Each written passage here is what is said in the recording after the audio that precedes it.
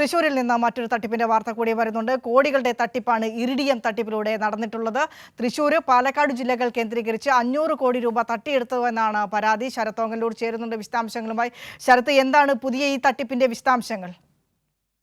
ദിനിഷ, തൃശ്ശൂരിലാണ് വീണ്ടും ഇത്തരത്തിൽ ഇറിഡിയത്തിന്റെ വലിയ തട്ടിപ്പ് നടന്നിരിക്കുന്നത്. ഇതിൽ വളരെ പ്രധാനപ്പെട്ട ഒരു കാര്യം, ആദ്യഘട്ടത്തിലത്തെ ഇറിഡിയം എന്ന രീതിയിലല്ല ഈ ആളുകളിൽ നിന്ന് പണം സ്വരൂപിച്ചിട്ടുള്ളത്.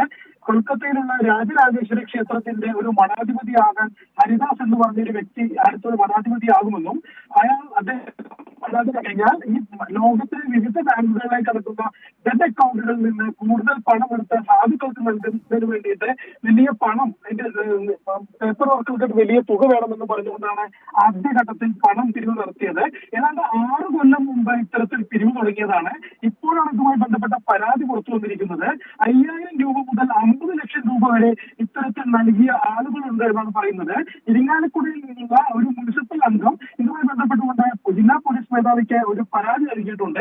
അടുത്ത ഘട്ടത്തിലാണ് ഇതുമായി ബന്ധപ്പെട്ടുകൊണ്ടുള്ള മറ്റൊരു ഘട്ടത്തിലേക്ക് കടക്കുമ്പോഴാണ് ഇത് ഈ ഇത്തരത്തിൽ ഡെഡ് മണി അല്ല, ഇറിഡിയത്തിന്റെ സാന്നിധ്യമുണ്ട് ഇന്ത്യയിൽ, അതിൽ നിന്ന് വലിയ രീതിയിൽ പണം സ്വരൂപിക്കാൻ കഴിയും, നിങ്ങൾ അതിനുവേണ്ടി വലിയ രീതിയിൽ പണം നൽകണം എന്ന് ആവശ്യപ്പെട്ടുകൊണ്ട് അറിയിപ്പ് ലഭിക്കുന്നത്. ഇതുമായി ബന്ധപ്പെട്ടുകൊണ്ട് മൂന്നുപേടിക സ്വദേശിയായിട്ടുള്ള ഹരിദാസ്, ഇരിങ്ങാലക്കുട സ്വദേശിയായിട്ടുള്ള ദിശ എന്നിവരുടെ നേതൃത്വത്തിൽ പണം തട്ടിയെന്നാണ് ജില്ലാ പോലീസ് മേധാവിക്ക് പരാതി ലഭിച്ചിരിക്കുന്നത്.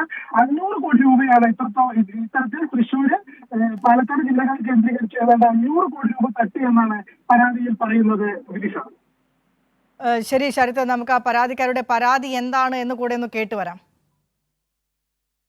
ഇതിപ്പോൾ നമുക്ക് ഇവര് ആദ്യം പറഞ്ഞത് ഒരു രാജരാജേശ്വരി ക്ഷേത്രം, കൽക്കട്ടയിലൊരു രാജരാജേശ്വരി ക്ഷേത്രമുണ്ട്. അപ്പോൾ അതിൻ്റെ അടുത്ത മഠാധിപതി ഈ ഹരിസ്വാമി എന്ന് പറഞ്ഞിട്ട് ഒരാളാണെന്ന് പറഞ്ഞത്.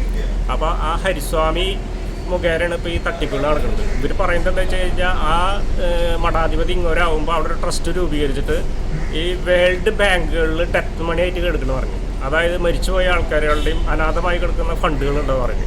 ആ ഫണ്ട് സ്വരൂപിച്ച് ഈ ട്രസ്റ്റ് മുഖേന ഇത് സ്വരൂപിച്ച് പാവങ്ങളിലേക്ക് എത്തിക്കുക എന്നുള്ളത് ഒരു ഫസ്റ്റ് പറയുന്നത്, ഇവർ ആദ്യം പറയുന്നത്. അപ്പോൾ അതിന് നിയമപരമായിട്ട് പോകുമ്പോൾ പൈസ ചിലവുണ്ട്. ആ പൈസയാണ് ഈ ജനങ്ങളിൽ നിന്നും ഇതേപോലെ ഓരോരുത്തരിൽ നിന്ന് കളക്ട് ചെയ്യുന്നവർ. പിന്നീടാണ് അത് പറയുന്നത് ഇതൊരു ബിസിനസ് ഫണ്ടാണ്.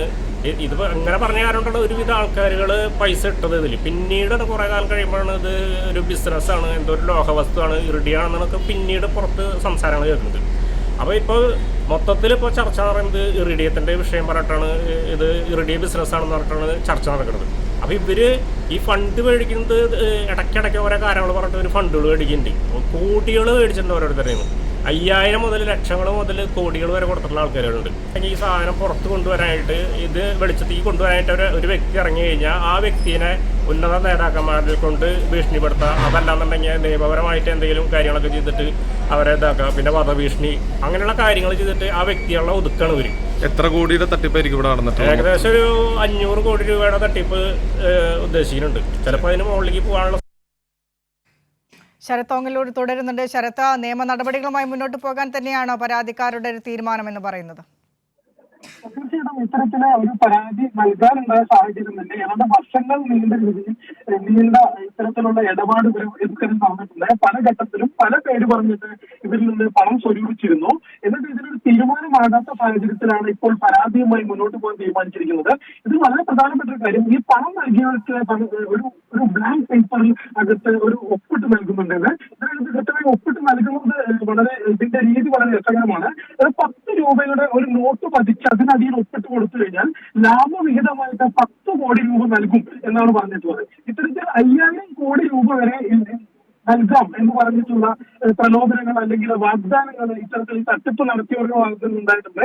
ഇതിൽ വളരെ പ്രധാനപ്പെട്ട ഒരു കാര്യം, ഇതിനകത്ത് പറയുന്ന ഈ ഹരിസ്വാമി എന്ന് പറയുന്ന ആൾക്ക് പ്രധാനമന്ത്രിയും ആഭ്യന്തരമന്ത്രിയുമായിട്ട് വളരെ അടുത്ത ബന്ധമുണ്ടെന്നും ഇവർ വന്നതിന് ശേഷമാണ് ഇവർ അധികാരത്തിൽ 2014 അധികാരത്തിൽ ഡെഡ് മണി കണ്ടെത്താൻ. അതുകൊണ്ട് തന്നെ നിങ്ങളുടെ പണം നഷ്ടപ്പെടില്ല എന്നുമാണ് ഇത്തരത്തിൽ സാധാരണക്കാരെ പറഞ്ഞ് വിശ്വസിപ്പിച്ചിരുന്നത്. സമൂഹത്തിന്റെ ഉന്നത ശ്രേണിയിലുള്ള വലിയ ഉദ്യോഗസ്ഥര്, വക്കീലന്മാർ ഉൾപ്പെടെയുള്ളവർ ഈ തട്ടിപ്പിന് ഇരയായിട്ടുണ്ട്. സ്വാഭാവികമായിട്ടും അത്തരക്കാരുടെ പേര് കൂടി ഈ തട്ടിപ്പുകാർ സാധാരണക്കാരുടെ മുമ്പിൽ വെക്കുന്നുണ്ട്. ഇത്തരം ആളുകൾ പണം നൽകിയ സ്ഥലത്ത് നിങ്ങൾ തട്ടിപ്പിന് ഇരയാകില്ല എന്ന് പറഞ്ഞാണ് അവരെ വർഷങ്ങളോളം കൊണ്ടുപോയത്. വിനീഷ, ശരി, ശരത് ഓങ്ങല്ലൂരാണ് ഒരു വലിയ തട്ടിപ്പിന്റെ വിശദാംശങ്ങൾ പങ്കുവച്ചത്. തൃശ്ശൂരും പാലക്കാട് ജില്ല കേന്ദ്രീകരിച്ചുമാണ് 500 കോടിയിലേറെ രൂപ തട്ടിയെടുത്തതായി പരാതി വന്നിരിക്കുന്നത്.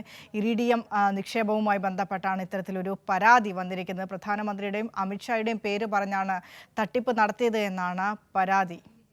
ശരത് ഓങ്ങല്ലൂരാണ് വിശദാംശങ്ങൾ പങ്കുവച്ചത്.